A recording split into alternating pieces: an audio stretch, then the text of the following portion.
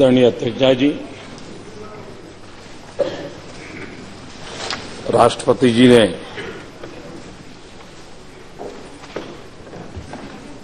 संसद के दोनों सत्रों को 2017 के प्रारंभ में ही संबोधित किया।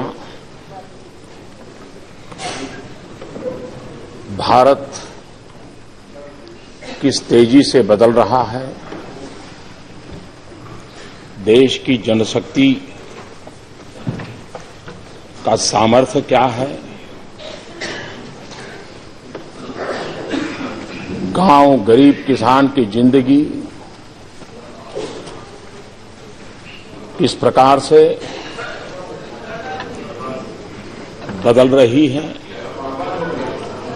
उसका एक विस्तार से खाका सदन में रखा था। मैं राष्ट्रपति जी के अभिभाषण पर धन्यवाद देने के लिए आपके समय उपस्थित हुआ हूं और मैं उनका हृदय से आभार व्यक्त करता हूं। इस चर्चा में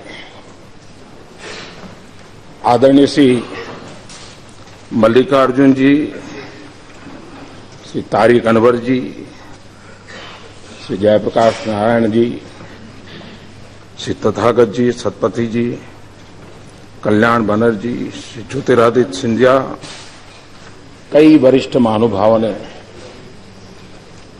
चर्चा को प्राणवान बनाया, कई पहलुओं को उजागर करने का प्रयास किया है और मैं इसके लिए चर्चा में शरीक होने वाले सभी आदरणीय सदस्यों का आभार व्यक्त करता हूं।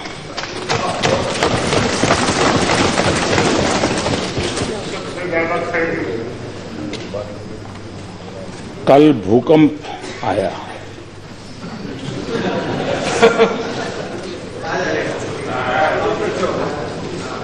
इस भूकंप के कारण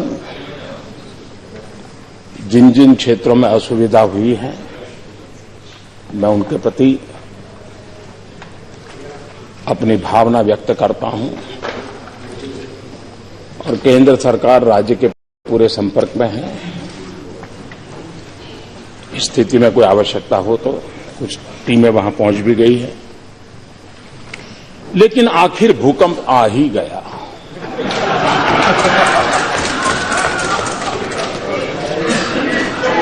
मैं सोच रहा था कि ये भूकंप आया कैसे, क्योंकि धमकी तो बहुत पहले सुनी थी।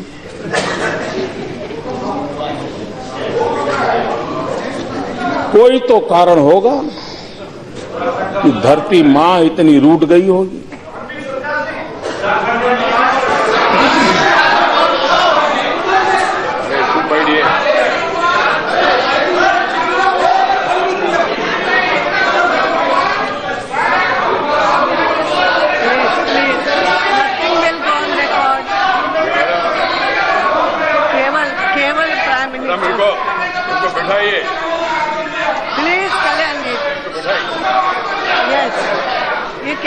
ये ठीक नहीं है, प्लीज। कल्याण जी, आपका सीआर ठीक हो रहा है, आपका कल्याण होगा। Please please, no not like this, nothing will go. Please please, Kalyan ji, this is not the way. बैठिए बैठिए बैठिए।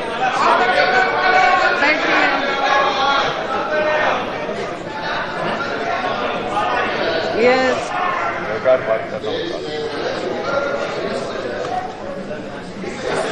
कल का भूकंप, प्लीज, ये ठीक नहीं, बैठे बैठे, दिस इज नॉट द वे। क्या है ये? प्लीज थोड़ी शांति रखिए।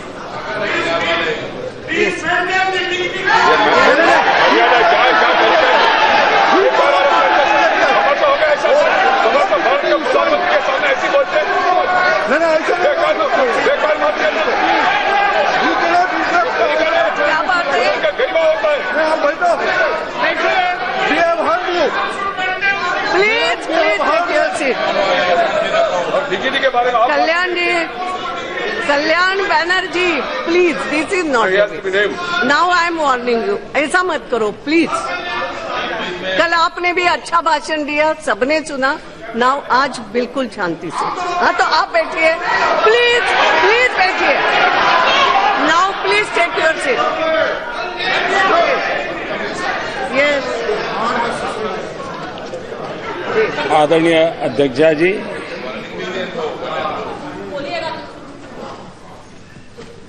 मैं सोच रहा था कि आखिर भूकंप आया क्यों। जब कोई स्कैम में भी सेवा का भाव देखता है, स्कैम में भी नम्रता का भाव देखता है, तो सिर्फ मां नहीं, धरती मां भी दुखी हो जाती है और तब जाकर के भूकंप आता है।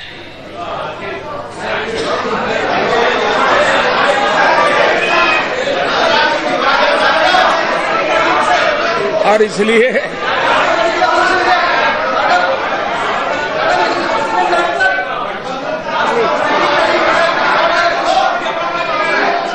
राष्ट्रपति जी ने अपने अभिभाषण में जनशक्ति का ब्यौरा दिया है। हम ये जानते हैं, कोई भी व्यवस्था हो, लोकतांत्रिक हो या अलोकतांत्रिक हो, जनशक्ति का मिजाज कुछ और ही होता है। कल हमारे मल्लिकार्जुन जी कह रहे थे कि कांग्रेस की कृपा है कि अब भी लोकतंत्र बचा है और आप प्रधानमंत्री बन पाए। वाह, क्या शेर सुनाया।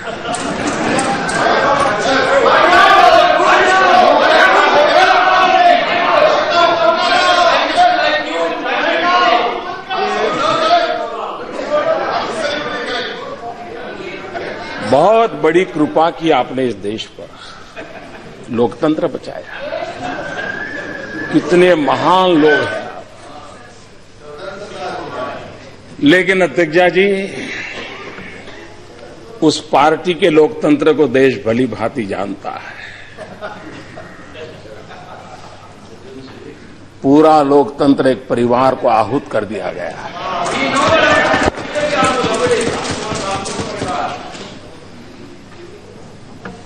और 75 का कालखंड,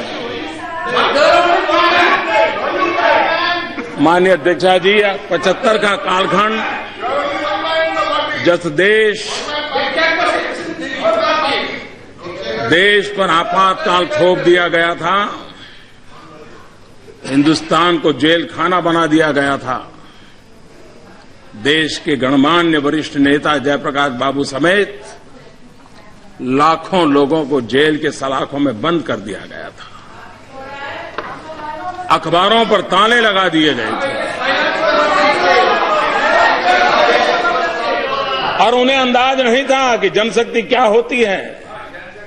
लोकतंत्र को कुचलने के ढेर सारे प्रयासों के बावजूद भी इस देश की जनशक्ति का सामर्थ्य था कि लोकतंत्र पुनः प्रस्थापित हुआ।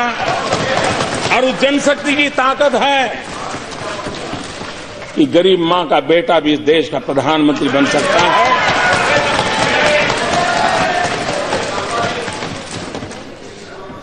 और इसलिए राष्ट्रपति जी ने जनशक्ति का उल्लेख करते हुए जो कहा है, चंपारण सत्याग्रह शताब्दी का वर्ष है।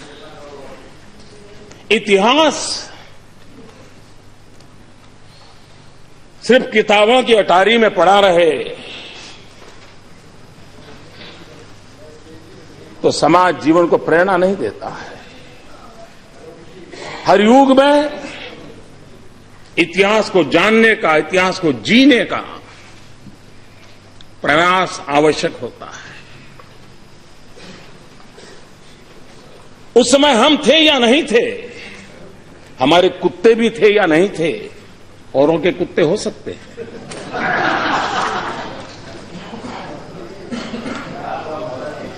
हम कुत्तों वाली परंपरा से पले बड़े नहीं हैं।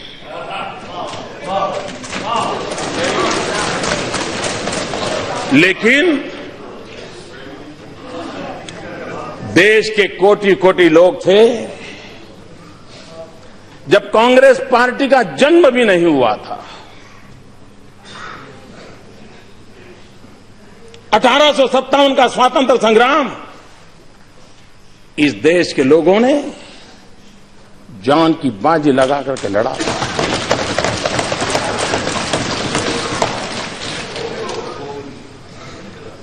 और सबने मिल करके लड़ा था। संप्रदाय की कोई भेद रेखा नहीं थी। और तब भी कमल था, आज भी कमल है।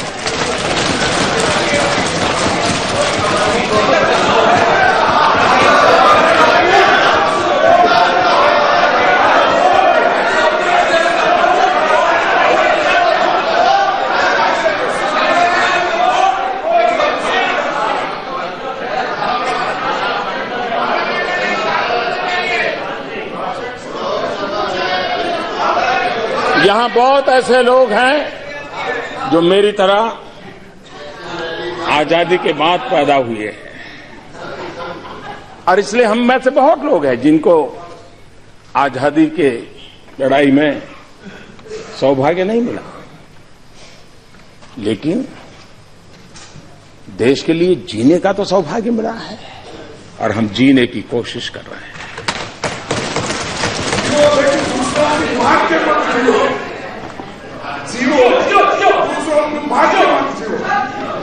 माननीय अध्यक्ष जी,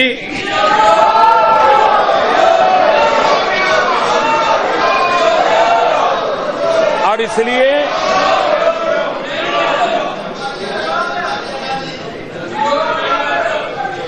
अपार जनशक्ति देश ने दर्शन किए हैं। लाल बहादुर शास्त्री जी, उनकी अपनी गरिमा थी। युद्ध के दिन थे, हर हिंदुस्तानी के दिल में भारत विजय क्या भाव से भरा हुआ माहौल था। और उस समय जब लाल बहादुर शास्त्री जी ने कहा था, देश ने अन्न त्याग के लिए पहल की थी। सरकार बनने के बाद आज के राजनीतिक वातावरण को हम जानते हैं। ज्यादातर राज्य व्यवस्थाओं ने, राजनेताओं ने, राज्य सरकारों ने, केंद्र सरकारों ने जन सामर्थ्य को करीब करीब पहचानना छोड़ दिया है, और लोकतंत्र के लिए सबसे बड़ा चिंता का विषय भी रहता है। मुझ जैसे एक सामान्य व्यक्ति ने बातों बातों में कह दिया था कि जो अफोर्ड कर सकते हैं वो गैस की सब्सिडी छोड़ दें।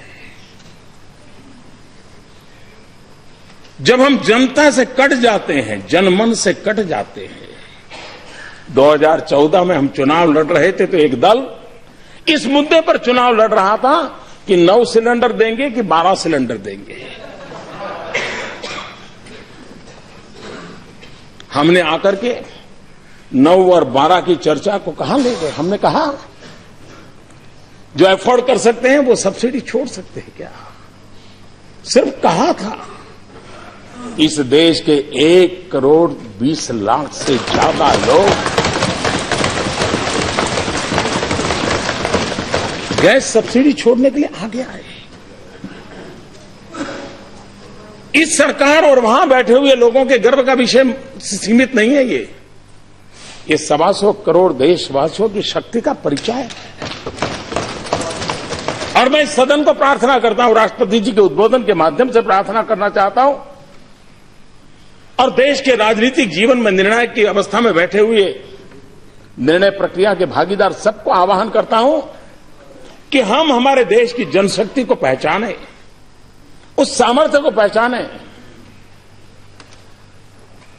हम भारत को नई ऊंचाइयों पर ले जाने के लिए जन आंदोलन की अवधारणा लेते हुए एक सकारात्मक माहौल बना करके देश को आगे बढ़ाने की दिशा में काम कर रहे हैं। आप देखिए, पहले नहीं मिले, उससे ज्यादा परिणाम मिलेंगे और उसके कारण अनेक गुना ताकत बढ़ जाएगी, देश की बढ़ने वाली है। इसमें से कोई ऐसा नहीं है कि जो आने वाला कल बुरा देखना चाहता है। इसमें कोई ऐसा नहीं है जो हिंदुस्तान का बुरा चाहता है। हर कोई चाहता है गरीब का भला हो, हर कोई चाहता है गांव गरीब किसान को कुछ मिले। पहले भी किसी ने प्रयास नहीं किया, ऐसा कहने वालों में से मैं नहीं हूं। मैं इस सदन में बार बार कह चुका हूं, मैं लाल किले पर से बोल चुका हूं कि अब तक जितनी सरकारें आई, जितने प्रधानमंत्री आए, हर किसी का अपना अपना योगदान है।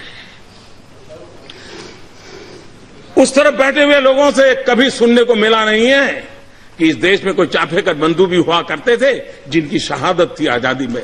इनके मुंह से सुनने को नहीं मिला है। कभी सावरकर जी भी थे जो काला पानी की सजा भुगत रहे थे, तब देश आजाद हुआ है। उनके मुंह से कभी सुनने को नहीं मिल रहा है कोई भगत सिंह चंद्रशेखर आजाद भी थे कि जिन्होंने देश के लिए बलि चढ़ाया था। उनको तो लगता है कि आजादी सिर्फ एक परिवार ने दिलवाई है, समस्या की जड़ वहां है। हम देश को उसकी पूर्णता में स्वीकार करें और इसलिए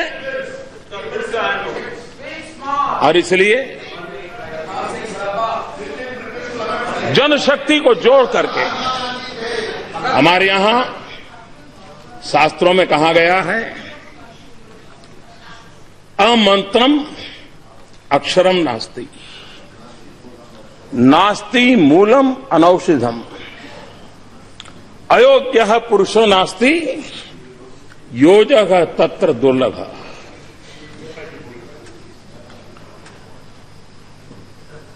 कोई अक्षर ऐसा नहीं होता है जिसको मंत्र में जगह पाने का पोटेंशियल ना हो।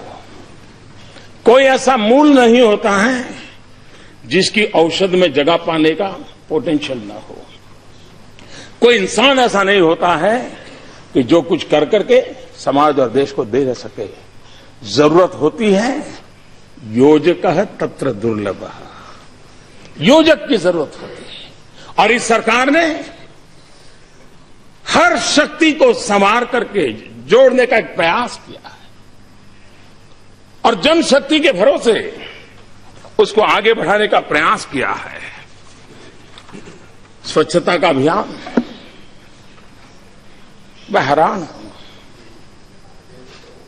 क्या इस बात के लिए हमें सिर्फ सोचना नहीं चाहिए कि आजादी के इतने साल हो गए। महात्मा गांधी का नाम हम लेते हैं। गांधी के दो प्रिय चीज थे। गांधी कहते थे कि आजादी से पहले भी मुझे अगर कोई पाना है तो मुझे स्वच्छता पानी है। हम स्वच्छता की गांधी जी की बात को लेकर आपके सामने आए, देश के सामने आए। इतनी सरकारें आई, इतने संसद चले सत्र, क्या कभी संसद में स्वच्छता विषय पर चर्चा तक हुई है? और इसलिए पहली बार ये सरकार आने के बाद, और इसलिए क्या स्वच्छता को भी हम राजनीति के एजेंडा का हिस्सा बनाएंगे? आप में से कौन है जो गंदगी की में जीना चाहता है? आपके इलाके में कौन है जो गंदगी चाहता है? आप भी नहीं चाहते हैं, यहां वाले भी नहीं चाहते हैं, यहां वाले भी नहीं चाहते हैं, कोई नहीं चाहता। लेकिन क्या हम मिल करके एक स्वर में समाज को इस पवित्र कार्य से जोड़ने को, गांधी जी के सपने को पूरा करने के लिए आगे नहीं बढ़ सकते? कौन रोकता है हमें? और इसलिए माननीय अध्यक्षा जी,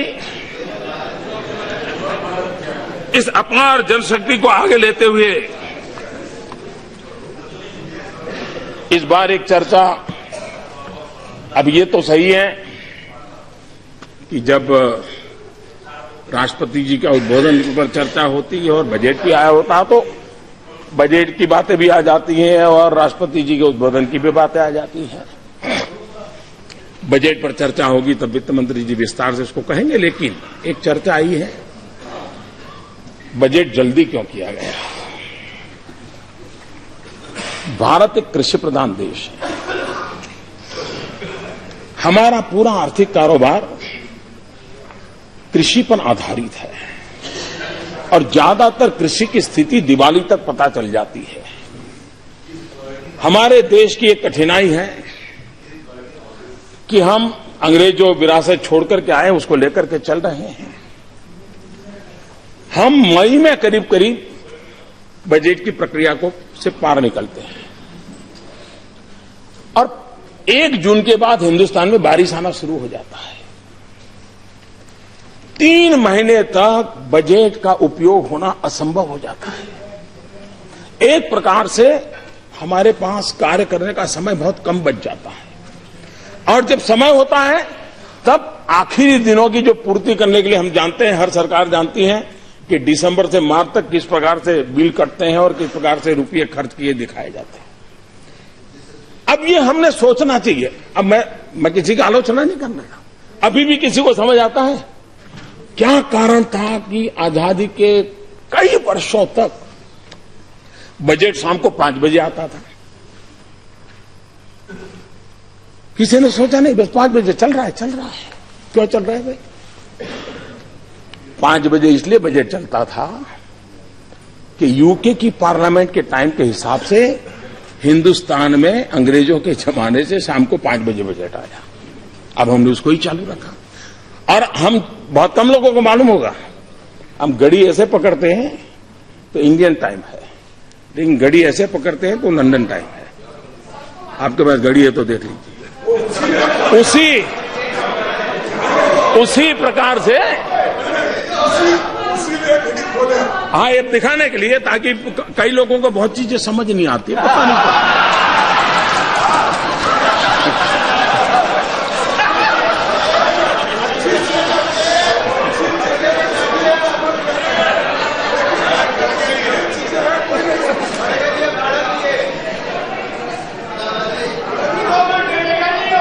अब अटल जी की सरकार आई तब समय बदला गया।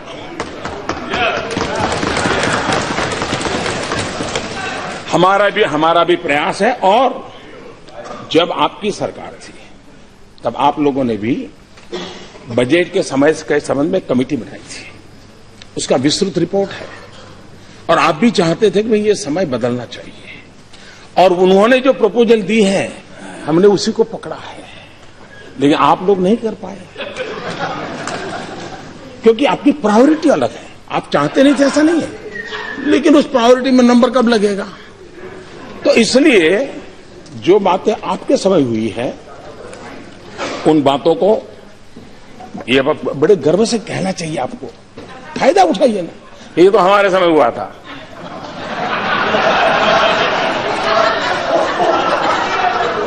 अब ये भी आप भूल जाते हैं। चलो मैंने याद दिला दिया, आप इसका भी लाभ दीजिए।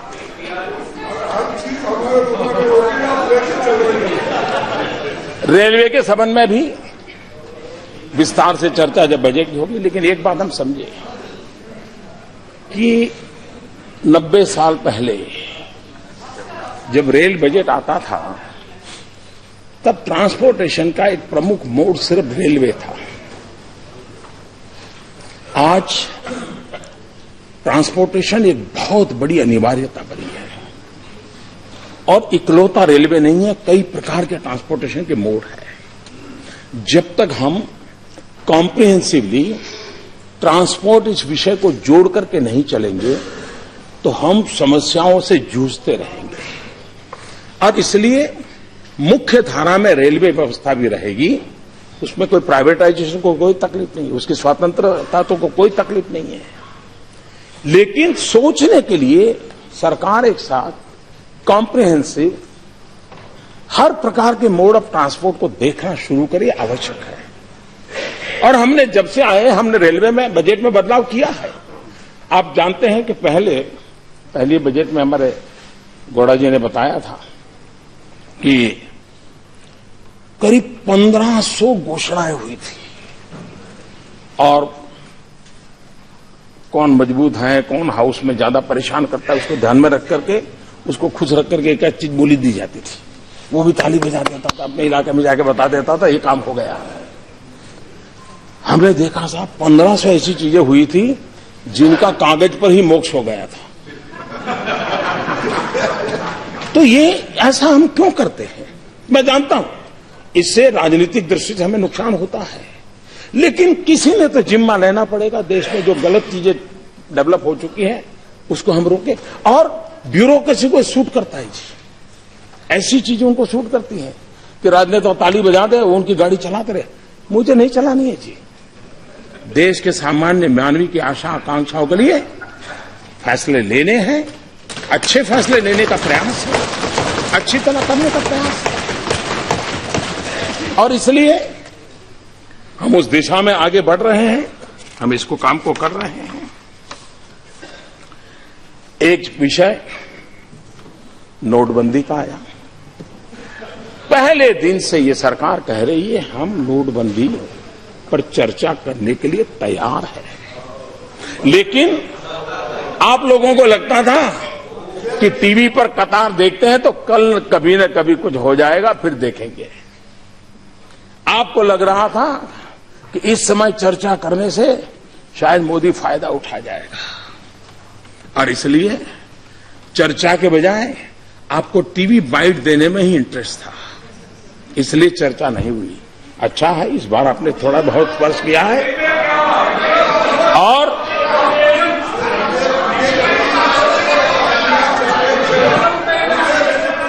Nothing only prime minister statement, nothing. Days बर्बाद किया आपने सदन को। कितना बड़ा बदलाव आया है, और मुझे विश्वास है कि जो बारीकी से चीजों का अध्ययन करते हैं, अब तक उनका ध्यान नहीं गया है, तो मैं चाहूंगा कि उनका ध्यान जाए। 2014 के पहले का वक्त देख लीजिए, 2014 मई के पहले का, वहां से आवाज उठती थी कि कोयले में कितना खाया, 2G में कितना गया, जल करप्शन में कितना गया, वायु करप्शन में कितना गया, आसमान के करप्शन में कितना गया, कितने लाख गए, यही वहां से आवाज आती थी।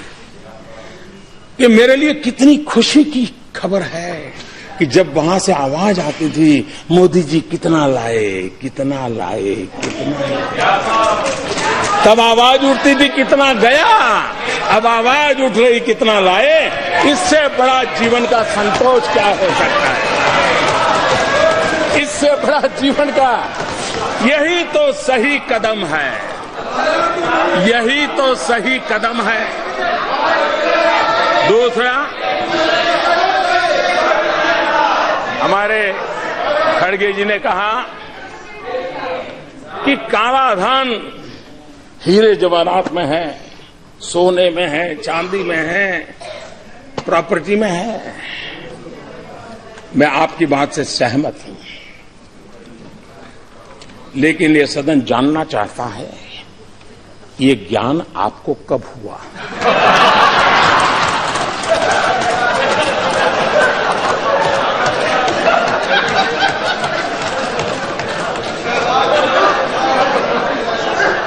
क्योंकि इस बात का कोई इनकार नहीं कर सकता है कि भ्रष्टाचार का प्रारंभ नगद से होता है, उसकी शुरुआत नगद से होती है, परिणाम में प्रॉपर्टी होती है, परिणाम में ज्वेलरी होती है, परिणाम में गोल्ड होता है, शुरुआत नगद से होती है। दूसरा, आपको मालूम है कि यही बुराइयों के केंद्र में है, बेरावी प्रॉपर्टी है, जवाहरात है, गोल्ड है, चांदी है। जरा आप लोग बताइए 1988 में जब समान राजीव गांधी देश के प्रधानमंत्री थे, पंडित नेहरू से भी ज्यादा बहुमत इस सदन में आपके पास था, दोनों सदन में आपके पास था। पंचायत से पार्लियामेंट तक सब कुछ आपके कब्जे में था। आप ही आप थे, कोई नहीं था। 1988 में आपने बेनामी संपत्ति का कानून बनाया। आपको जो ज्ञान आज हुआ है, क्या कारण था कि 26 साल तक उस कानून को नोटिफाई नहीं किया गया? क्या कारण था उसको दबाव करने का? अगर उस समय नोटिफाई किया होता तो जो ज्ञान आज आपको हुआ है, 26 साल पहले की स्थिति थोड़ी ठीक थी। देश बहुत जल्दी साफ सुथरा होने की दिशा में एक काम हो जाता। वो कौन लोग थे जिनको कानून बनने के बाद ज्ञान हुआ कि अब कानून दबाने में फायदा है? वो किस परिवार? आप इससे बच नहीं सकते। आप किसी का नाम देकर के बच नहीं सकते। आपको जवाब देना पड़ेगा देश को। जो ज्ञान आज हुआ है, और ये सरकार है जिसने नोटबंदी से पहले पहला कदम उनके खिलाफ उठाया है, कानून बनाया है। और मैं आज इस सदन के माध्यम से भी देशवासियों को कहना चाहता हूं, आप कितने ही बड़े क्यों न हो, गरीब के हक का आपको लौटाना पड़ेगा।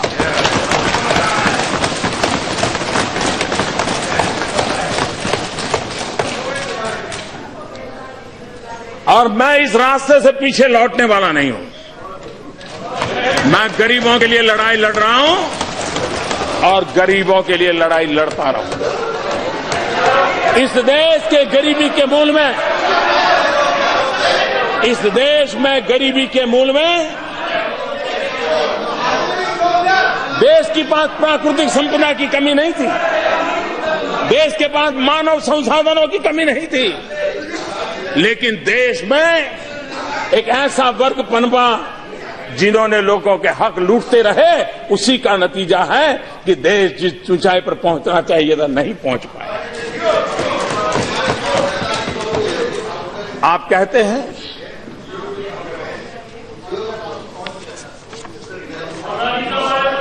कुछ लोग जियो के बारे में बोलिए, उसकी जिनकी एजेंसी होगी वो बोलेंगे।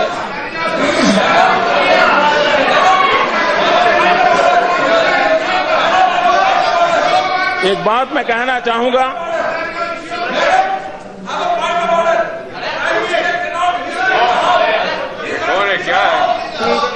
You cannot be disturbing the house like this. Please take your seat. No, you cannot be disturbing like this. Nothing is चिंता मत। हम ये जानते हैं कि अर्थव्यवस्था को Nothing is going on record. Please. इस बात का कोई इनकार नहीं कर सकता है, मत गलत। एक समांतर अर्थव्यवस्था डेवलप हुई थी। और ऐसा नहीं है, ये काम भी आपके संज्ञान में भी पहले भी आया था। ये विषय आप ही की सरकार की, आप ही की कमेटियों ने भी आपको सुझाया था। जब इंदिरा जी राज करती थी तब यशवंतराव जी चौहान ये विषय लेकर के उनके पास गए थे, और तब जाकर के उन्होंने कहा था कि क्यों भाई कांग्रेस को चुनाव नहीं लड़ने का? आपको निर्णय गलत नहीं था, चुनाव का डर था। हमें चुनाव की चिंता नहीं है, देश की चिंता है, इसलिए हम निर्णय किए। और ये बात निश्चित है, कोई इनकार नहीं कर सकता है कि कोई भी व्यवस्था में कैश कितना, चेक कितना, एक कारोबार डेवलप हो चुका है और एक प्रकार से जीवन का हिस्सा बना है। जब तक आप उसको गहरी चोट नहीं लगाओगे तब तक स्थिति से बाहर नहीं आओगे। और इसलिए हमने जो फैसले किए हैं, आप आपने किस प्रकार से देश चलाया। ऐसा लगता है कि कुछ दलों के दिलो दिमाग में चारवाक का मंत्र उनके जिंदगी में बहुत काम आ गया है। उन्होंने चारवाक के ही मंत्र को लेकर के शायद, और तभी जाकर के कोई अंग्रेजी कवि को उल्लेख करते हुए ये भी कह देते बड़े बड़े व्यक्ति कि मरने के बाद क्या है, क्या देखा है। अभी तो चारवाक का तत्व ज्ञान है। मैं उस सदन में जाऊंगा तब इसका उल्लेख बराबर डिटेल में करूंगा। लेकिन चारवाक कहते थे, यावत जीवेत सुखम जीवेत, ऋणम कृत्वा घृतम पिबेत, भस्मीभूतस्य देहस्य पुनरागमनम कुतः। जब तक जियो मौज करो, जियो, जब तक जियो मौज करो। चिंता किस बात की, कर्ज करो और जी पियो। उस जमाने में संस्कार के लिए घी कहा, भाई भगवत मान, नहीं तो और कुछ पीने का कहते हैं।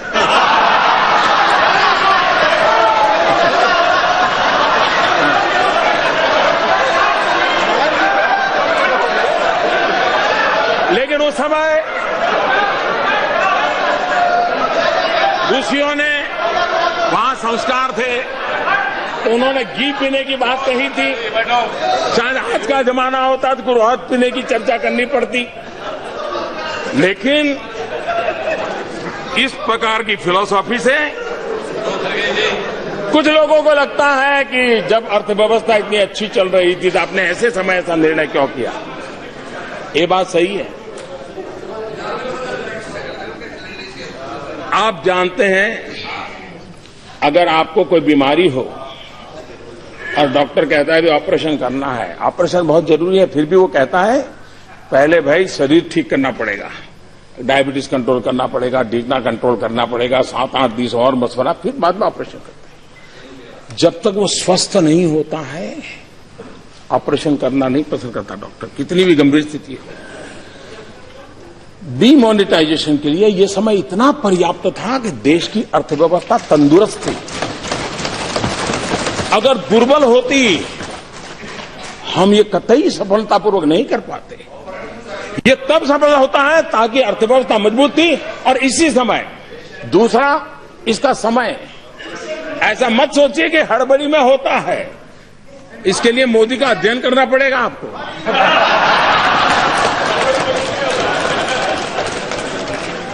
और आप देखिए, हमारे देश में साल भर में जितना व्यापार होता है, करीब करीब उतना ही व्यापार दिवाली के दिनों में हो जाता है। यानी 50% दिवाली के दिनों में, 50% साल भर। एक प्रकार से पूरा उद्योग, व्यापार, किसानी, सब काम दिवाली के आसपास उसकी पीक पर पहुंच जाता है। उसके बाद नेचुरल लल पीरियड हमारे देश में हमेशा होता है। दिवाली के अलावा दुकानदार भी 15-15 दिन बंद रख करके बाहर चले जाते हैं, लोग अपने आप घूमने। ये प्रॉपर टाइम था कि जबकि सामान्य कारोबार ऊंचाई पर पहुंच गया है, उसके बाद अगर 15-20 दिन दिक्कत होती है और फिर 50 दिन में ठीक ठाक हो जाएगा। और मैं आज देख रहा हूं कि जो मैंने हिसाब किताब कहा था उसी प्रकार से गाड़ी चल रही। और इसलिए आप ये भी जानते हैं,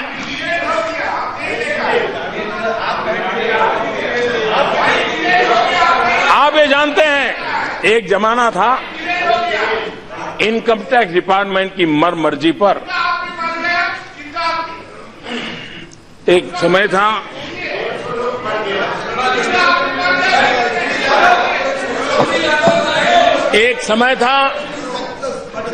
जब देश में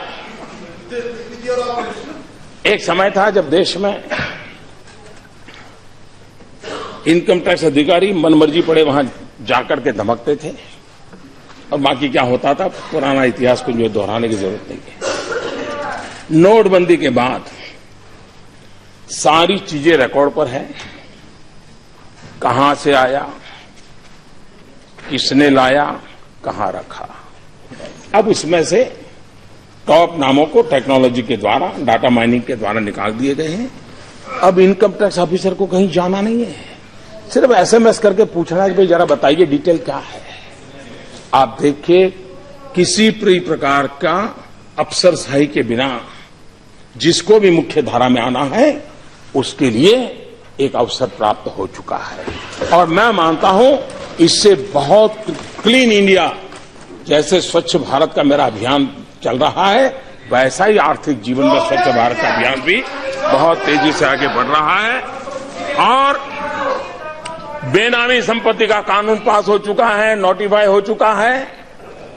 और जदा खड़गे जी ने कहा वहीं पर सब कुछ है। अच्छा सुझाव आपने दिया है, हम भी कुछ करके दिखाएंगे। और जो भी सुन रहे हैं वो भी समझे और उसके प्रावधान पढ़ लें कि कितना बड़ा कठोर कानून है। जिसके पास भी बेनामी संपत्ति है उनसे मेरा आग्रह है, अपने चार्टर्ड अकाउंटेंट से जरा पूछ ले आखिर के प्रावधान क्या है। और इसलिए मेरा सबसे आग्रह है कि मुख्य धारा में आइए, देश के गरीबों का भला करने के लिए आप भी कुछ कंट्रीब्यूट कीजिए, आप भी कुछ कंट्रीब्यूट कीजिए।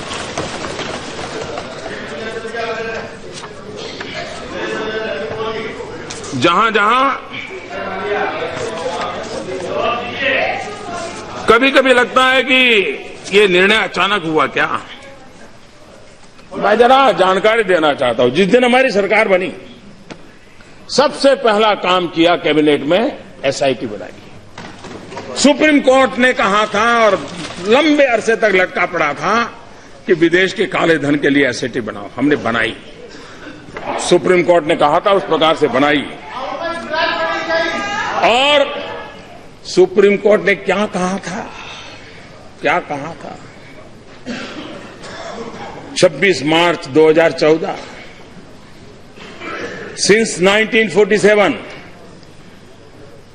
for 65 years nobody thought of bringing the money straight away in foreign banks to the country. The government has failed in its role for 65 years. This court feels that you have failed in your duty, and so it gives an order for the appointment of the committee headed by former judges of this court. 3 years have passed, but you have not done anything to implement the order. What have you done? Except for filing one report, you have done nothing. ये 24 मार्च 2014 को supreme court ने उस सरकार को कहा है।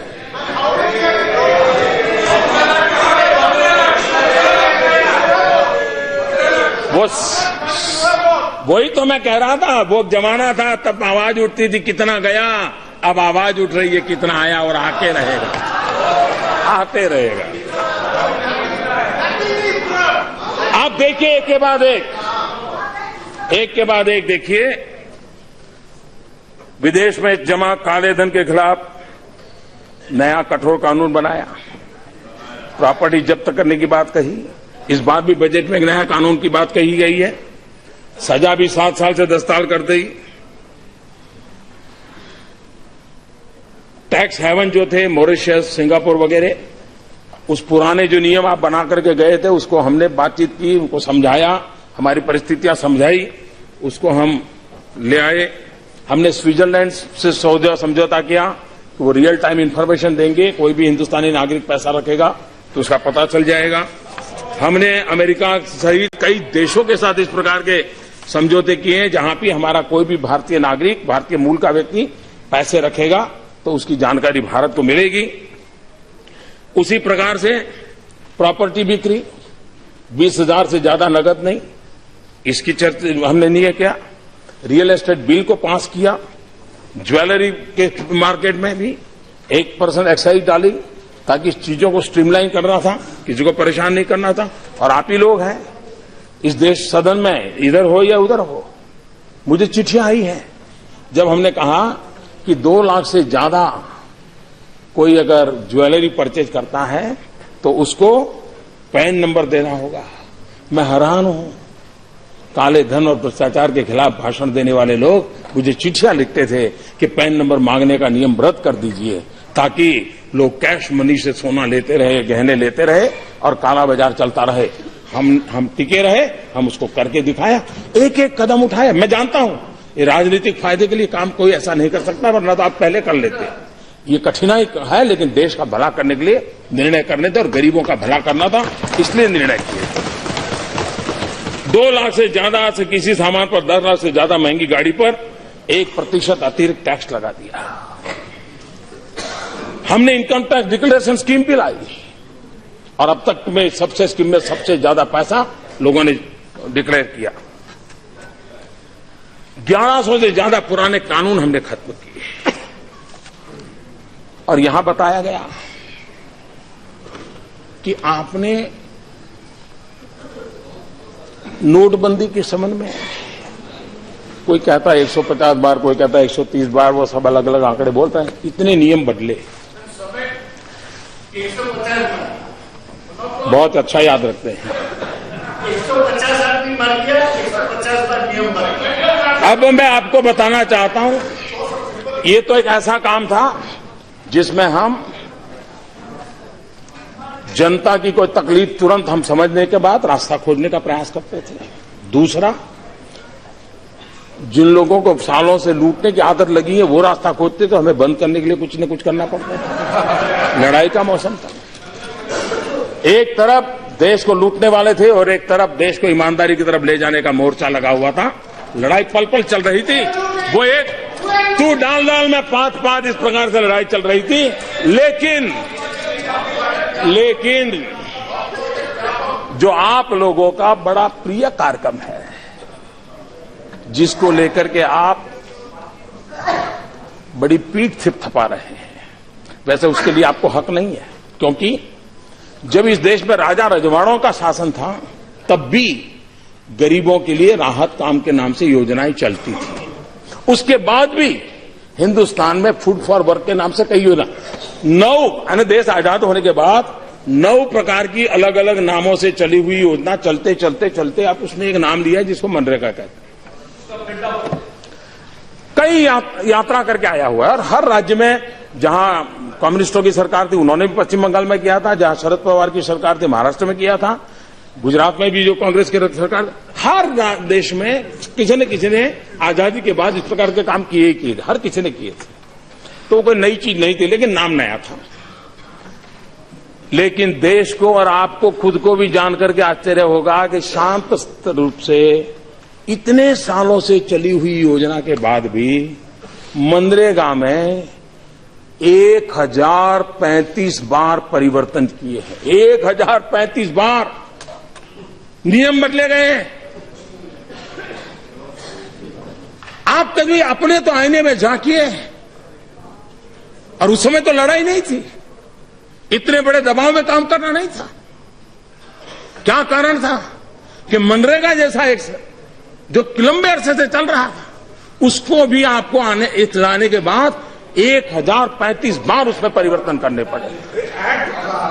और इसलिए नियमों में परिवर्तन किया। एक्ट तो एक बार हो गया, एक्ट 1035 बार परिवर्तित नहीं हुआ है।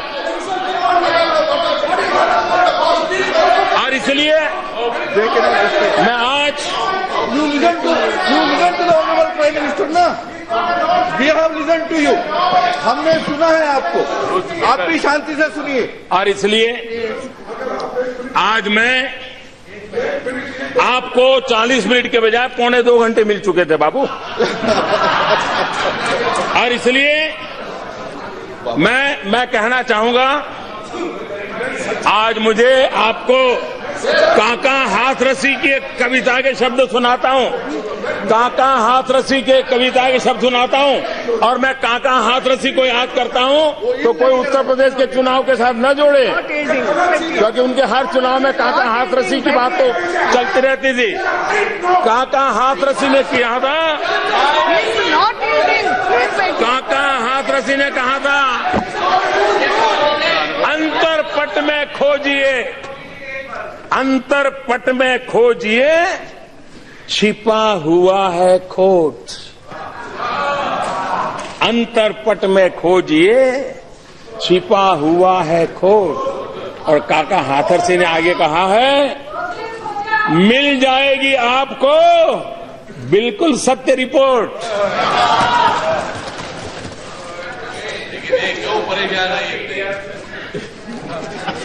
आदरणीय अध्यक्ष जी, मैंने एक बात की ओर और भी ध्यान देना चाहता हूं। सरकार नियमों से चलती है, संवैधानिक जिम्मेवारियों के साथ चलती है। जो नियम आपके लिए थे वो नियम हमारे लिए भी है, लेकिन फर्क कार्य संस्कृति का होता है। नीतियों की ताकत भी नियत से जुड़ी हुई होती है। अगर नियत में खोट है तो नीतियों की ताकत माइनस में चली जाती है, जीरो छोड़ो माइनस में चली जाती है। और इसलिए हमारे देश में उस कार्य संस्कृति को भी समझने की जरूरत। जब भी हम कुछ बोलते हैं यहां से, ये तो हमारे समय था, ये तो हमारे समय था, तो आज मुझे लग रहा है कि मैं ही उसी पर खेलूं। थोड़ा आपके मैदान में खेलने के लिए आना पसंद करूंगा आज मैं। और इसलिए ऐसा क्यों हुआ? ऐसा तो नहीं है कि आपको ज्ञान नहीं था, आपको ज्ञान कल ही हुआ, ऐसा थोड़ा था, आपको जानकारी थी। लेकिन महाभारत में कहा है इस प्रकार से, जानामि धर्मम न च मे प्रवृत्ति, जानामि अधर्मम न च मे निवृत्ति। धर्म क्या है वो तो आप जानते हैं, लेकिन वो आपकी प्रवृत्ति नहीं थी। अधर्म क्या है वो भी जानते थे, लेकिन उसे छोड़ने का आपका सामर्थ्य नहीं था।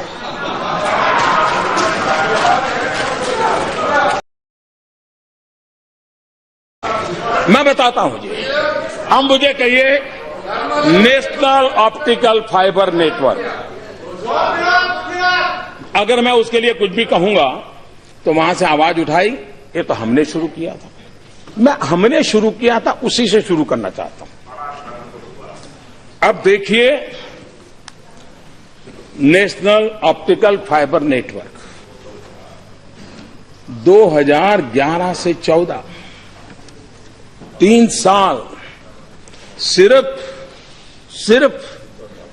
59 गांवों में ये ऑप्टिकल फाइबर नेटवर्क लगा, और उसमें भी लास्ट माइल कनेक्टिविटी का प्रावधान नहीं था। प्रोक्योरमेंट भी पूरी तरह सेंट्रलाइज था। वो तो क्या कारण है सब जानते हैं। अब आप देखिए, हमने पूरी कार्य संस्कृति कैसे बदलती है, अप्रोच कैसे बदलता है। सब राज्यों को पहले साथ में लिया। लास्ट माइल कनेक्टिविटी मतलब स्कूल में ऑप्टिकल फाइबर नेटवर्क मिलना चाहिए, अस्पताल में मिलना चाहिए, पंचायत घर में मिलना चाहिए, इस प्राथमिकताओं को तय किया। प्रोक्योरमेंट क्या था, वो भारत सरकार के हाथ से रख करके हमने उसको डिसेंट्रलाइज कर दिया, और परिणाम यह आया कि इतने कम समय में अब तक 76,000 गांवों में optical fibre network last mile connectivity के साथ पूरा हो गया।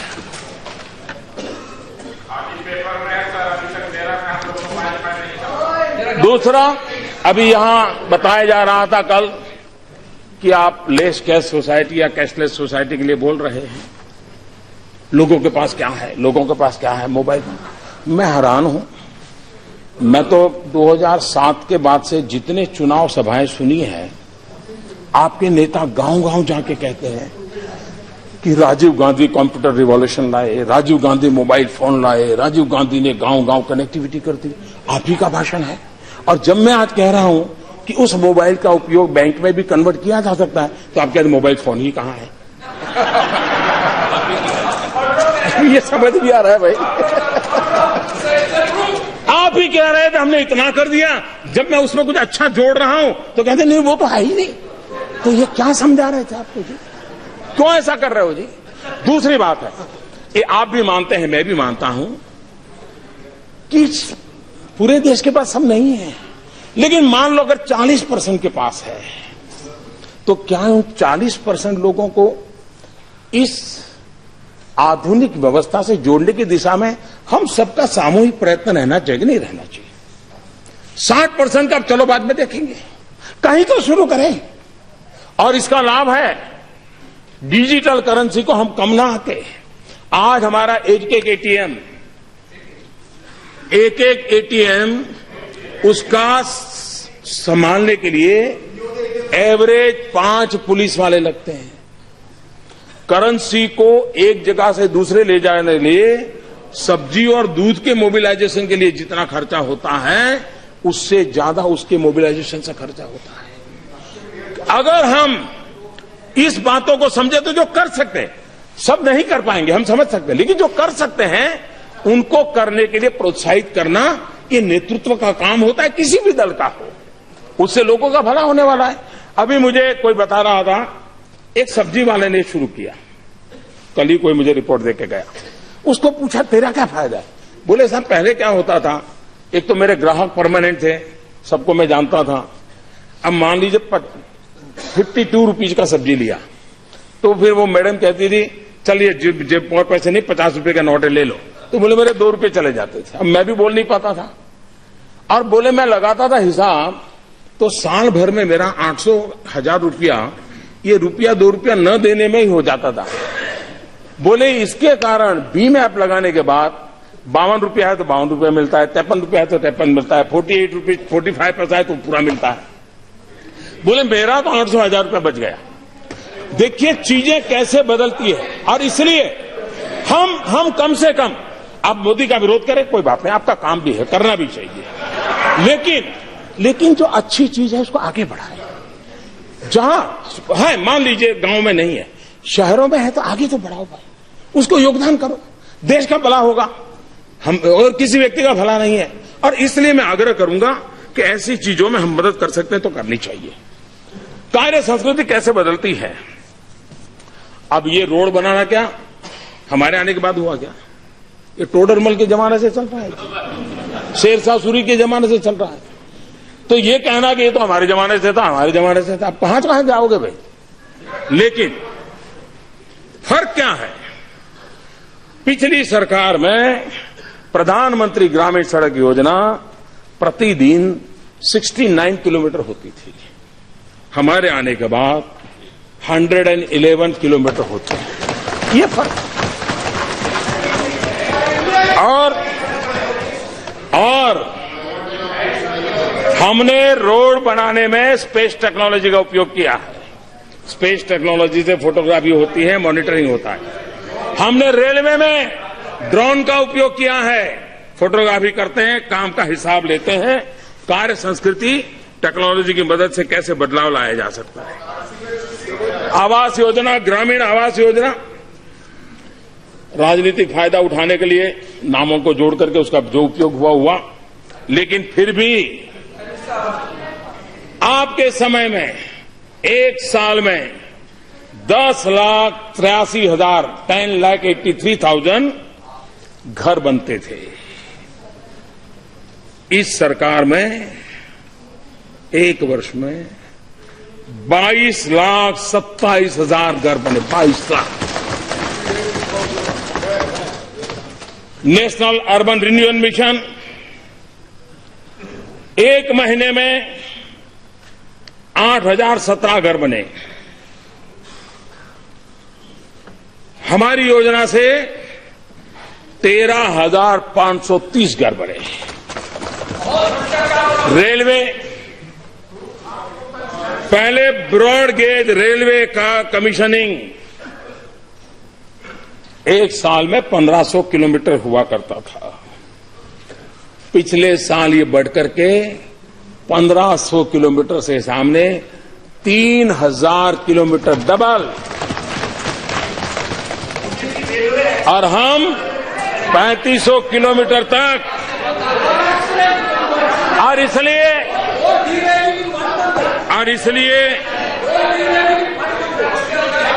इसलिए ये परिणाम अचानक नहीं आए, योजनाबद्ध तरीके से हर पल हर चीज का मॉनिटर करते करते करते यही लोग, यही कानून, यही मुलाजिम, यही फाइल, यही माहौल, उसके बाद भी बदलाव लाने में हम तेज गति से आगे बढ़ रहे हैं। और ये अचानक नहीं होता है, इसके लिए पुरुषार्थ करना पड़ता है। और इसलिए हमारे शास्त्रों में कहा गया है, उद्यमेन ही सिद्धंति कार्याणि न मनोरथ है। उद्यमेन ही सिद्धंति कार्याणि न मनोरथ है, न ही सुप्तस्य सिंहस्य प्रविशन्ति मुखे मुगा। उद्यम से ही कार्य सिद्ध होते हैं, ना कि मनोरथों से। सोए हुए सिंह के मुख में हिरण आकर से प्रवेश नहीं करता है, उसको भी शिकार करना पड़ता है।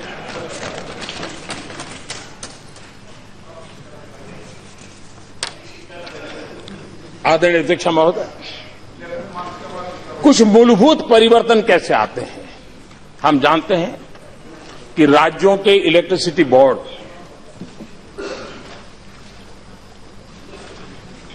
उन राज्यों के इलेक्ट्रिसिटी बोर्ड डिस्कॉम सारे राज्य संकट में हैं। कभी तो हिंदुस्तान में लाल किले पर से इसकी चिंता की गई थी प्रधानमंत्री के द्वारा, इतनी हद तक ये हालत बिगड़ी हुई थी। पिछले 2 साल में बिजली उत्पादन में क्षमता बढ़ी, कन्वेंशनल एनर्जी उसको जोड़ा गया, ट्रांसमिशन लाइन उसको बढ़ाया गया, सोलर एनर्जी को लाया गया। 2014 में 2700 मेगावाट थे, आज हम उसको 9100 मेगावाट पहुंचा दिए।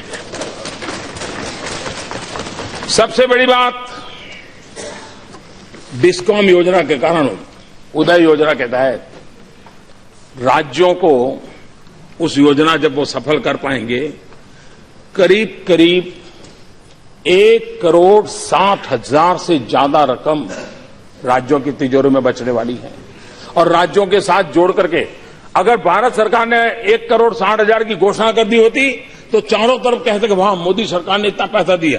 हमने योजना ऐसी बनाई कि राज्यों के खजाने में 1,60,000 करोड़ रुपया डिस्कॉम के द्वारा, उदय योजना के द्वारा बचत होने वाली है, जो उनके लिए विकास के काम आने वाली है। और ऊर्जा क्षेत्र का जो बोझ है, उस बोझ से वो बचने वाले हैं। कोयला, आप जानते हैं कोयला जहां से निकलता था उसके नजदीक नहीं दिया जाता था, दूर दूर से दिया। क्यों? तो बोले रेलवे को थोड़ा कमाई हो जाए। हमने कहा कमाल हो गई, रेलवे की कमाई के लिए इतना सारा भोते, हमने रेशनलाइज कर दिया, जहां नजदीक है उसी को कोयला वहां से मिले, कोयले का खर्चा हो, उस दिशा में प्रयास किया। और उसके कारण करीब करीब कोयले में 1300 करोड़ रुपया ट्रांसपोर्टेशन खर्च कम हुआ है। एलईडी बल्ब, अब ये तो हम नहीं कहते एलईडी बल्ब हम लाए, वैज्ञानिक शोध हुई, आपने भी शुरू किया। लेकिन आपके जमाने वो एलईडी बल्ब करीब 300, 350, 380 उस रुपये में चलते थे। एलईडी बल्ब से एनर्जी सेविंग होता है, हमने एक बड़ा मिशन रूप में काम उठाया और करीब करीब इतने कम समय में, पिछले 8-9 महीने से इस योजना को बल दिया है, इतने कम समय में 21 करोड़ एलईडी बल्ब लगाने में हमने सफलता पाई है और तेज गति से आगे बढ़ रहा है। और अब तक जो एलईडी बल्ब लगे हैं उसके कारण परिवारों में जो बिजली का बिल आता था, वो जो बिजली की बिल कम हुआ है, वो परिवारों में करीब करीब 11,000 करोड़ रुपयों का बचत हुई है। अगर किसी सरकार ने बजट में 11,000 करोड़ बिजली उपभोक्ताओं को देने का तय किया होता तो अखबारों में हेडलाइन बनती है। हमने एलईडी बल्ब लगाने मात्र से 11,000 करोड़ रुपया बिजली का बिल सामान्य मानवी के घर में कम किया है। कार्य संस्कृति अलग होती है तो कैसा परिवर्तन आता है, इसका ये नमूना है। और इसलिए हमने इस काम को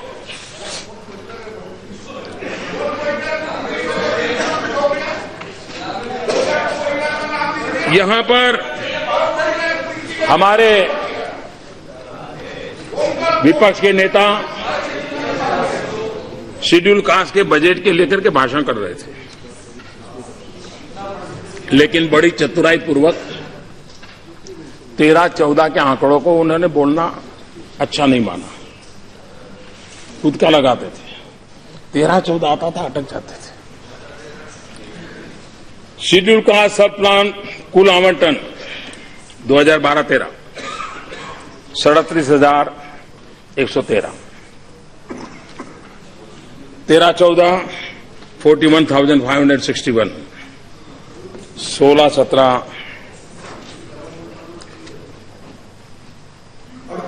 38,833, 16-17 40,920, 33.7% इंक्रीज, 33.7% इंक्रीज। और इस साल के बजट में 52,393, 52,393। और इसलिए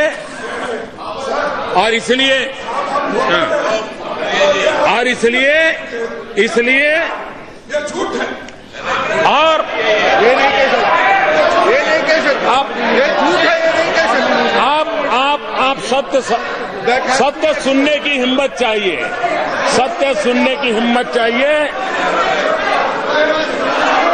एक और काम मैं बताना चाहता हूं, ये सरकार भ्रष्टाचार के खिलाफ लड़ाई लड़ने वाली सरकार है। भ्रष्टाचार के खिलाफ लड़ाई लड़ने के समय किस प्रकार से काम किए जाते हैं।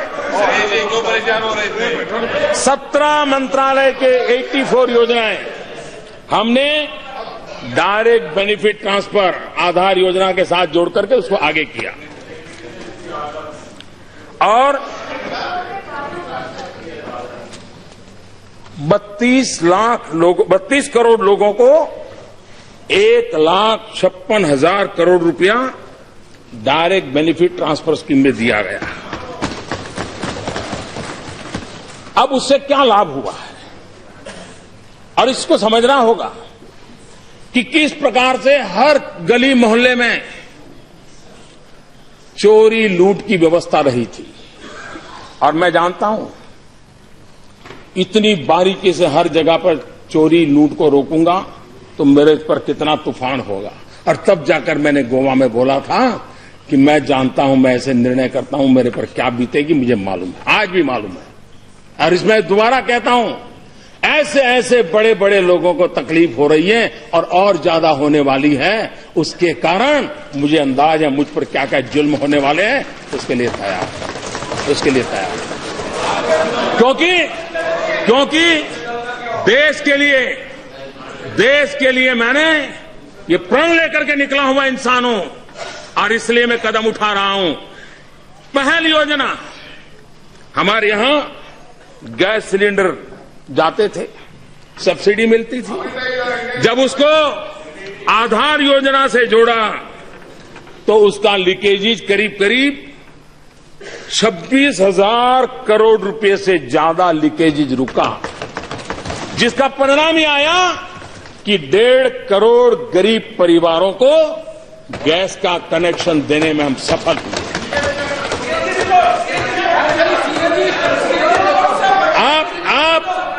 आप जरा अध्ययन कर लीजिए, आप अध्ययन कर। मैं सदन में जब बोलता हूं तो जिम्मेवारी के साथ बोलता हूं। पिछले 2.5 वर्षों में फर्जी राशन कार्ड, गरीब आदमी के हक को छीनने का काम फर्जी राशन कार्ड वाले करते थे। गरीब को जो मिलना चाहिए उसको बिचौलिए अपने यहां फर्जी राशन कार्ड के थप्पे रखते थे और माल चुरा लेते थे और काले बाजारी में बेचते थे। जब से हमने टेक्नोलॉजी का उपयोग किया, आधार का उपयोग किया, करीब करीब 4 करोड़ 3 करोड़ 95 लाख करीब करीब 4 करोड़ फर्जी राशन कार्ड पकड़े गए। उससे करीब करीब 14,000 करोड़ ये इतनी रकम बिचौलियों मार खाते थे, गरीब के हक का मार खाते थे, वो मुख्य धारा में आया और गरीबों की तरफ गया। मनरेगा में आधार से पेमेंट दिया जाता है, डायरेक्ट ट्रांसफर पैसा होता है, करीब 94% सक्सेस मिली है और उसका परिणाम यह हुआ है कि लीकेजेज 7,633 करोड़ 7,633 करोड़ रुपीज उसका लीकेज अब तक बच पाया है। और ये हर वर्ष, एक वर्ष का नहीं, आने वाले वर्षों में भी बचने वाला और आगे भी जो है। किस प्रकार से national social assistance program NSAP करीब करीब 400 करोड़ रुपया जिसका कोई लेनदान नहीं मिल रहा है, लेकिन पैसे जाते थे।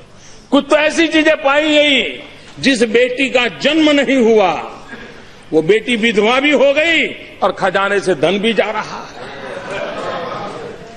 इन सब को रोकने की कार्य संस्कृति को लेकर के हम चले हैं। स्कॉलरशिप, ऐसे कई चीजें हैं। एक मोटा मोटा अंदाज लगाता हूं, एक वर्ष में, और ये हर वर्ष, अभी तो मैं कह रहा हूं शुरुआत है, 49,500 करोड़ रुपीस ये बिचौलियों के पास जाते हुए रुक गए। आप कल्पना कर सकते हैं, करीब करीब 50,000 करोड़ रुपया जो गरीबों के हक का था वो बिचौलिए खा जाते थे। करप्शन के नाम पर, लूट के नाम पर उनको रोकने का काम, उसके लिए एक बड़ी हिम्मत लगती है, करके दिखाया है। आदरणीय अध्यक्ष जी, मैं कार्य संस्कृति का एक उदाहरण भी देना चाहता हूं। किसानों की बड़ी बड़ी बातें करते हैं। हर वर्ष राज्यों के मुख्यमंत्री भारत सरकार को इस बात की चिट्ठी लिखते थे कि हमें यूरिया मिलना चाहिए, यूरिया। मैं भी जब मुख्यमंत्री था लिखता रहता था, और यूरिया पाने में बहुत बड़ी दिक्कत होती थी। मैं आज बड़े संतोष के साथ कहता हूं, पिछले 2 साल से किसी मुख्यमंत्री को यूरिया के लिए चिट्ठी नहीं लिखनी पड़ी। कहीं यूरिया के लिए कतार नहीं लगी है, कहीं यूरिया के लिए लाठीचार्ज नहीं हुआ है। लेकिन ये बात हम भूले नहीं, पुराने अखबार निकाल दीजिए, किसानों को यूरिया पाने के लिए कितनी तकलीफ होती है। अब मुझे बताइए, नीम कोटिंग इसका ज्ञान सिर्फ हम ही को है क्या? क्या आपको नहीं था क्या? आपको था। आपने 5 अक्टूबर 2007 यूरिया नीम कोटिंग की चर्चा आपके ग्रुप ऑफ मिनिस्टर के द्वारा प्रिंसिपली अप्रूव हुई। 5 अक्टूबर 2007 से लेकर के क्या हुआ, करीब करीब 6 साल। एक तो आपने कैप लगाई 35%, उससे ज्यादा नहीं नीम कोटिंग करना। आप 100% नहीं करते तब तो उसका कोई लाभ ही नहीं होता है, क्योंकि यूरिया चोरी होता है, कारखानों में चला जाता है, किसान के नाम पर सब्सिडी के बिल कटते हैं, लेकिन किसान को लाभ नहीं मिलता था। यूरिया का दूसरा दुरुपयोग होता था सिंथेटिक मिल्क बनाने में, और उसके कारण गरीब बच्चों की जिंदगी के साथ खेला जाता था। यूरिया को 100% नीम कोटिंग किया। आपने निर्णय किया था 6 साल में आपने सिर्फ 35% का कैप लगाने बाद 35% भी नहीं पहुंच पाए, सिर्फ 20% नीम कोटिंग किया। हमने आकर के इस बात को हाथ में लिया और 188 देश, आपका 6 साल मेरा 6 महीना, हिंदुस्तान में 100% यूरिया नीम कोटिंग कर दिया। इंपोर्टेड यूरिया को भी नीम कोटिंग कर दिया, और उस नीम कोटिंग का लाभ, इसका हमने सर्वे करवाया है ना। आपकी कार्य संस्कृति हमारी कार्य संस्कृति में फर्क इतना है। नीम कोटिंग की बात आती है आप खड़े हो जाते, ये तो हमारे जमाने का है। तो आपके जमाने का, आपके मैदान में आज खेलना मैंने तय किया है, इसलिए मैं खेल करके दिखाता हूं कि आपका हाल क्या है। नीम कोटिंग का अध्ययन हमने करवाया, agriculture development and rural transformation centre, उन्होंने जो एनालिसिस करके रिपोर्ट दिया है, किसानों का कितना भला हो रहा है। देखिए, धान के उत्पादन में 5% वृद्धि, गन्ने के उत्पादन में 15% वृद्धि। आप कल्पना कर सकते हैं कि किसानों को इसके कारण कितना खर्चा बच रहा है। किस प्रकार से आदरणीय राष्ट्रपति जी ने हम सबसे एक आह्वान किया है कि लोकसभा और विधानसभाओं के चुनाव साथ साथ होने की दिशा में सोचने का समय आ गया है। इसको राजनीतिक तमाजों से न तोला जाए। तत्कालीन हर किसी को थोड़ा बहुत नुकसान होगा, हर किसी को थोड़ा बहुत होगा, लेकिन इस विषय पर गंभीरता से सोचने की आवश्यकता है। आज हर वर्ष 5-7 राज्यों में चुनाव होते ही रहते हैं। 1 करोड़ से ज्यादा सरकारी मुलाजिम कभी न कभी चुनावों में लगे रहते हैं। सबसे ज्यादा नुकसान शिक्षा क्षेत्र से जुड़े हुए हमारे अध्यापकों प्राध्यापकों को चुनाव के काम में जाना पड़ता है। हमारे भविष्य की पीढ़ी को नुकसान हो रहा है, बार बार चुनाव के कारण हो रहा है, और उसके कारण खर्च में भी बहुत बड़ी वृद्धि हो रही है। और इसलिए 2009 का जो लोकसभा का चुनाव हुआ तो 1100 करोड़ का खर्च हुआ था, और 2014 का लोकसभा का चुनाव हुआ 4000 करोड़ से भी ज्यादा हुआ। आप कल्पना कर सकते हैं इस गरीब देश पर, ये गरीब देश पर कितना बोझ पड़ रहा है। आज कानून व्यवस्था की दृष्टि से अनेक नई नई चुनौतियां आ रही है। प्राकृतिक संकटों के कारण भी सिक्योरिटी फोर्स की मदद लगती है। दुनिया भर में फैल रहा आतंकवाद और हमारे दुश्मन देश जिस प्रकार से हरकतें कर रहे हैं, हमारी सिक्योरिटी फोर्स को उसमें ताकत है। इतना बड़ा काम बढ़ता जा रहा है, दूसरी तरफ सिक्योरिटी फोर्सेस की ज्यादातर शक्ति चुनावी प्रबंधनों में लगाई जानी पड़ रही, उनको भेजना पड़ रहा है। इन संकट को हम समझे और एक दीर्घदृष्टा के रूप में, कोई एक दल इसका निर्णय नहीं कर सकता है, सरकार इसका निर्णय कतई नहीं कर सकती है, लेकिन अनुभव के आधार पर जिम्मेवार लोगों ने मिलकर के इस समस्या का समाधान हमने खोजना होगा, हमें रास्ता खोजना होगा।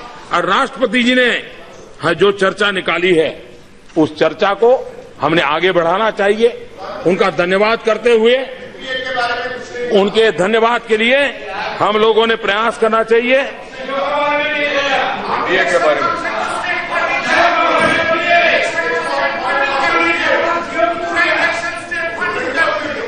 आदरणीय अध्यक्षा जी,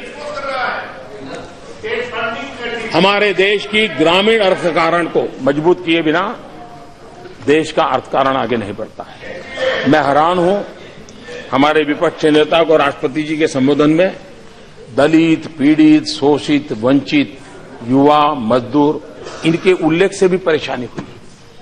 क्या इस देश में दलित, पीड़ित, शोषित, वंचित इन लोगों का क्या उन लोगों का राष्ट्रपति के भाषण में स्थान नहीं होना चाहिए? उसे पीड़ा होनी चाहिए। मैं हैरान हूं कि ऐसी पीड़ा क्यों होती है। हमने कृषि सिंचाई योजना पर बल दिया, क्योंकि मैं मानता हूं, अब आप देखिए मनरेगा में कैसा मूलभूत परिवर्तन आया। आपने 3 साल में सिर्फ 600 करोड़ रुपए बढ़ाया था, हमने आकर के 2 साल में 11,000 करोड़ रुपए बढ़ा दिया। क्यों? हमने उसमें स्पेस टेक्नोलॉजी का उपयोग किया है, हमने उसके अंदर जियो टैगिंग का व्यवस्था की है, और हमने बल दिया है कि तालाब पर बल दिया जाएगा कि सिंचाई, ये सबसे बड़ी बात है। मत्स्य पालन के लिए भी छोटे छोटे तालाब काम आ सकते हैं, गरीब व्यक्ति कमा सकता है, और उसके कारण करीब 10 लाख से ज्यादा तालाब बनाने का संकल्प लेकर के हम चल रहे हैं। और पिछले बार भी हमने तालाब की ओर बल दिया था, उसी से हमारे जो किसान हैं उनको एक बहुत बड़ा लाभ होने की संभावना है। मॉनिटरिंग की व्यवस्था है, जियो टैगिंग के कारण मॉनिटरिंग की व्यवस्था है, उसका भी लाभ होगा। और स्पेस टेक्नोलॉजी, सैटेलाइट के अंदर बहुत चीजें होने के बावजूद भी हम उसका उपयोग नहीं किए। हमने सैटेलाइट छोड़ करके ही अखबारों में, सुर्खियों में जगह बनाने का प्रयास किया। ये सरकार है जिसने लगातार भरपूर प्रयास किया है और उसको भी आगे बढ़ाने के लिए काम करें। प्रधानमंत्री फसल बीमा योजना, फसल बीमा योजना पहले भी थी, लेकिन फसल बीमा लेने के लिए किसान तैयार नहीं था। फसल बीमा पहले भी थी, लेकिन किसान के हकों की रक्षा नहीं होती थी। मैं चाहूंगा, हम सब सार्वजनिक जीवन में काम करने वाले लोग हैं, राजनीतिक दल के सिवाय भी समाज के प्रति हमारी जिम्मेवारी है। इस सदन के सभी लोग प्रधानमंत्री फसल बीमा योजना का अध्ययन करें और हमारे इलाके के किसानों को कैसे मदद मिल सकती है इसका फायदा पहुंचाए। पहली बार बुआई न हुई हो प्राकृतिक आपदा के कारण, तो भी वो बीमा का हकदार बना है, और फसल काटने के बाद भी अगर 15 दिन के अंदर अंदर कोई और आपदा आई तो भी वो फसल बीमा का हकदार बने। ये निर्णय छोटा नहीं है, ये निर्णय छोटा नहीं है, और इसलिए ये हम सबका दायित्व बनता है कि हम हमारे किसानों को ये जो लाभ मिला है उस लाभ को हम पहुंचाए। सॉइल हेल्थ कार्ड, राजनीतिक मतभेद हो सकता है, लेकिन अपने इलाके के किसानों को सॉइल हेल्थ कार्ड समझाइए, उनका फायदा होगा, उनकी लागत कम हो जाएगी, सही भूमि पर सही फसल से उपयुक्त लाभ होगा। ये सीधा सीधा विज्ञान है, उसमें राजनीति करने की कोई जरूरत नहीं है। इसको हमने आगे बढ़ाना चाहिए, और उसमें मैं तो चाहूंगा छोटे छोटे एंटरप्रेन्योर आगे आए, खुद अपनी प्राइवेट लैब बनाएं, और वे खुद सर्टिफाइड लैब के द्वारा धीरे धीरे गांवों में भी एक नए रोजगार का क्षेत्र भी खुले। उस दिशा में हमने काम करना चाहिए। आदरणीय अध्यक्ष महोदय, हमने और भी अनेक विषयों यहां पर युवाओं के लिए चर्चा हुई, रोजगार के अवसर, मुद्रा योजना से करीब करीब 2 करोड़ से ज्यादा लोगों को बिना कोई गारंटी जो धन दिया गया है, या तो वो खुद अपने पैरों पर खड़ा हुआ है या पहले से था, तो एक अधिक व्यक्ति को रोजगार देने के लिए वो ताकत आई है। हम लोगों की यही सोच रही, जब तक हम देश में रोजगार के अवसर नहीं बढ़ाएंगे, हमारी नीतियां वो होनी चाहिए कि हर जगह पे उसके रोजगार की संभावनाएं बढ़े, और हमने उस नीति को अपनाया, स्किल डेवलपमेंट पे बल दिया है, और उसका लाभ है कि हमारे यहां कृषि क्षेत्र, अब प्रधानमंत्री कृषि सिंचाई योजना, ये प्रधानमंत्री कृषि सिंचाई योजना जब लागू कर रहे हैं तो उस काम में रोजगार लोगों को मिलेगा कि नहीं मिलेगा। हम लोगों को ऊर्जा गंगा की योजना के साथ पूर्वी भारत को गैस पाइपलाइन से जोड़ने की दिशा में बड़ा अभियान चलाया है। सैकड़ों किलोमीटर का गैस पाइपलाइन लगने वाला है। क्या नौजवान को रोजगार की संभावना उसमें पड़ी है कि नहीं पड़ी है? और इसलिए विकास का वो दिशा हो जिसमें नौजवानों को रोजगार मिले। हमने अभी टेक्सटाइल में, जूतों के क्षेत्र में अनेक इनिशिएटिव लिए हैं, जिसके कारण अनेक लोगों को नए रोजगार और नए नए क्षेत्रों में रोजगार की इसकी संभावना हुई है। देश के छोटे उद्योगों को बढ़ावा देना बहुत जरूरी है। इस बजट में भी बहुत महत्वपूर्ण फैसले किए हैं, और छोटे छोटे उद्योगों को जितना बल मिलेगा उसके कारण हमारे देश में रोजगार की संभावनाएं बढ़ेगी। जीरो डिफेक्ट, जीरो इफेक्ट, ये अगर हमारा प्रोडक्शन का क्राइटेरिया रखे तो हम दुनिया के मार्केट को भी कैप्चर कर सकते हैं, और हमारे छोटे उद्योगकारों की एक्सपोर्ट करने की ताकत होती है। बड़े बड़े उद्योगकारों को छोटे छोटे पुर्जे लगते हैं, वो छोटे छोटे कारखानों से मिलते हैं, और बहुत बड़ा इंजीनियरिंग की दुनिया में हम मिरेकल कर सकते हैं। और इसलिए सरकार ने, और अभी बजट में जो योजना लाए हैं नए बजट में, उसका लाभ 96% उद्योगकारों को मिलने वाला है। 96%। 4% जो बड़े लोग हैं वो बाहर रह गए, लेकिन 50 करोड़ से कम वाले करीब 96% है, उन सबको फायदा मिल रहा है, और बहुत बड़ा फायदा मिल रहा है। उसके कारण रोजगार के लिए बहुत बड़ी संभावनाएं बढ़ने वाली है। यहां पर सर्जिकल स्ट्राइक, मैं हैरान हूं। अपने सीने पर हाथ रख करके पूछिए, सर्जिकल स्ट्राइक के पहले 24 घंटे राजनेताओं ने कैसे कैसे बयान दिए थे। कैसी भाषा का प्रयोग किया था। लेकिन जब देखा कि देश का मिजाज अलग है, उनको अपनी भाषा बदलनी पड़ी। और मैं आपसे आग्रह करता हूं, ये बहुत बड़ा निर्णय था और इस निर्णय को कोई मुझे पूछता नहीं है। नोटबंदी में तो पूछता है कि मोदी जी सीक्रेट क्यों रखा, कैबिनेट को नहीं बताया, ऐसा पूछ। कैबिनेट को भी नहीं बताया, बोले कैबिनेट को भी नहीं बताया। सर्जिकल स्ट्राइक के संबंध में कोई नहीं पूछ रहा है। भाइयों बहनों, हमारे देश की सेना उसके जितने गुणगान करे, हमारी देश की सेना का जितना गुणगान करे उतना कम है। और इतने बड़े फलक में इतनी सफल सर्जिकल स्ट्राइक की है। सर्जिकल स्ट्राइक आपको परेशान कर रही है, मैं जानता हूं। सर्जिकल स्ट्राइक आपको परेशान कर रही है और इसलिए सर्जिकल स्ट्राइक आपकी मुसीबत ये है कि पब्लिक में जाके बोल नहीं पाते हो, अंदर पीड़ा अनुभव कर रहे हो, ये आपकी मुसीबत है। लेकिन आप मान के चलिए, ये देश हमारी सेना इस राष्ट्र की रक्षा के लिए पूरी सामर्थ्यवान है, पूरी शक्तिवान है। आदरणीय अध्यक्ष महोदय, यस प्लीज। मुझे विश्वास है कि हम इस सदन में संवाद हो, नए नए शोध हो, नए नए विचारों को रखा जाए, क्योंकि हम लोग तो ज्ञान के पुजारी हैं, विचारों को स्वागत करने वाले लोग हैं। जितने नए विचार मिलेंगे, किसी भी दिशा में से विचार आए, जरूरी नहीं है कि विचार इसी दिशा में आए, इसी दिशा में विचार आए, उत्तम विचारों का स्वागत है। क्योंकि हमें सबने मिलकर के, अल्टीमेट हम सबका उद्देश्य है हमारे देश को आगे बढ़ाना। अल्टीमेटली हम सबका उद्देश्य है देश को बुराइयों से मुक्त कराना। अल्टीमेटली हमारा उद्देश्य है कि इस देश को नई ऊंचाइयों पर ले जाना।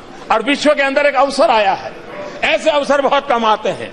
आज की जो विश्व की अवस्था है, उसमें भारत के लिए एक अवसर आया है। इस अवसर का अगर हम फायदा उठाएं और एक स्वर से, एक ताकत के साथ हम दुनिया के सामने प्रस्तुत होंगे, मुझे विश्वास है विश्व में भी जो सपना देख करके हमारे पूर्वज चले थे, उसको हम पूरा कर सकते हैं। आदरणीय अध्यक्ष महोदय, आपने मुझे समय दिया, सदन ने मुझे सुना, इसके लिए मैं आपका आभारी हूं। और मैं फिर एक बार आदरणीय राष्ट्रपति जी को हृदय से अभिनंदन करते हुए मेरी बात को विराम देता हूं। बहुत बहुत धन्यवाद। Honorable members,